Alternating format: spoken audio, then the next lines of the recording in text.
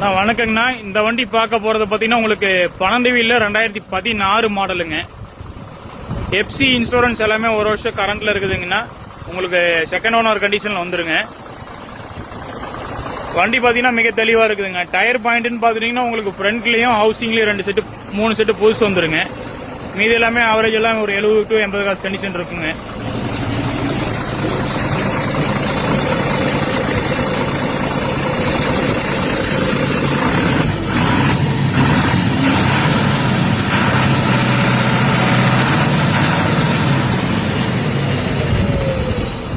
வண்டியோட engine condition மிக தெளிவா இருக்குதுங்க.